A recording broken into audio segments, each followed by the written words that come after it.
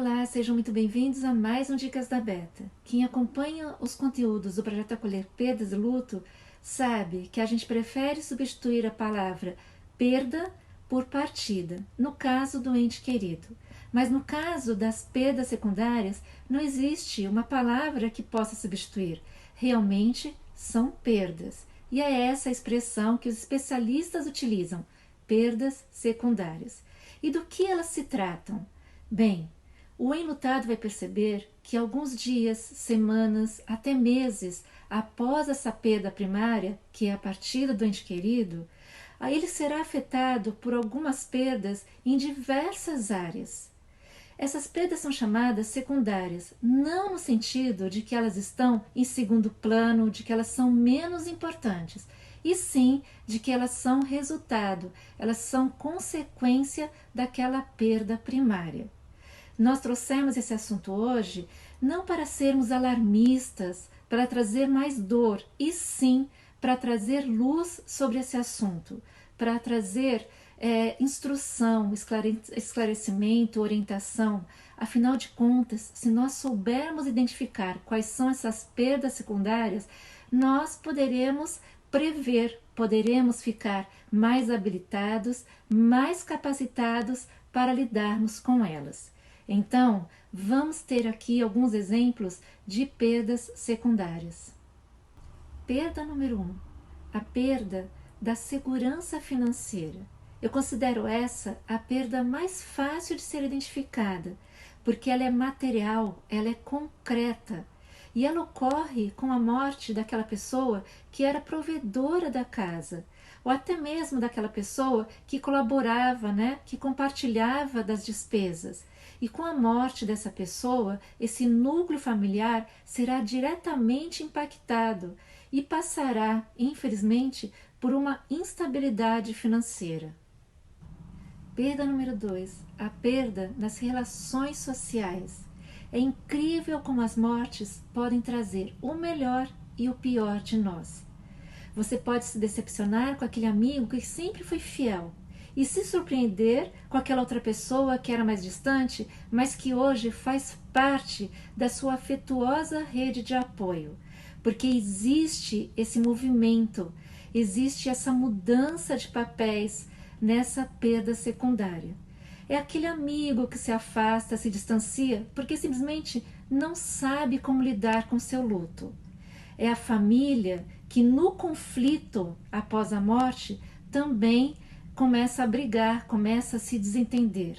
Até mesmo o seu senso de comunidade muda. Você pode perceber que não faz mais parte daquele núcleo. Perda número 3, a perda da identidade. Esta pode ser a perda mais difícil de ser identificada, mas por outro lado é a mais significativa. Ela é resultado da perda de um papel, daquilo que nos define. Por exemplo, com a perda de um cônjuge, a pessoa pode achar que perdeu a função de esposo, perdeu a função de mulher. Por isso ela é tão importante. Imagine você perder um filho e sentir que perdeu a função de mãe. Por isso é muito importante identificá-la e se habilitar e procurar ajuda, porque é esse tipo de perda que nos causa o maior dano na saúde mental. Perda número 4, a perda da autoconfiança. Com a partida do ente querido, a pessoa parece criar um mecanismo de autodefesa, que inclui a falta da confiança. Como ela não quer mais correr o risco de passar por outros desafios semelhantes a esses ou não, ela simplesmente se distancia. Ela não confia mais nas suas competências, nas suas habilidades, e dessa forma ela não conseguirá psiquicamente lidar com situações futuras. Perda número 5, a perda da fé. Ai, meu Deus! A morte de uma pessoa que nós tanto amamos abala significativamente a nossa fé e a nossa relação com Deus, seja qual for a religião. Isso porque a gente vai se fixar nas perguntas: por que comigo? Por que com ele? o que foi que eu fiz, porque ainda pensamos nesse Deus punitivo. Mas quando nós nos relacionarmos com Deus de uma forma que seja não pedindo, não simplesmente agradecendo, e sim sentindo esta relação de fé de que a morte faz parte da vida, poderá ser resgatada. E finalmente, perda número 6, a perda do propósito da vida.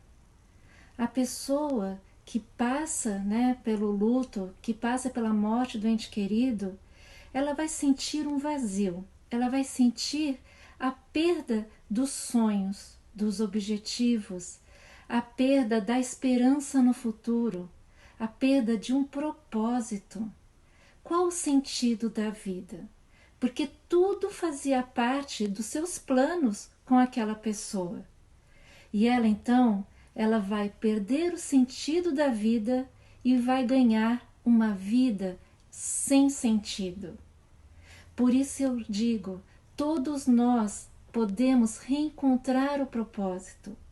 Qual o seu? Qual o seu tema central? Com certeza não é perda, com certeza é ganho. É ganho de habilidade, de competências, de capacidades, é ganho de amor, porque o amor é cheio, o amor não é perda, o amor não é o vazio.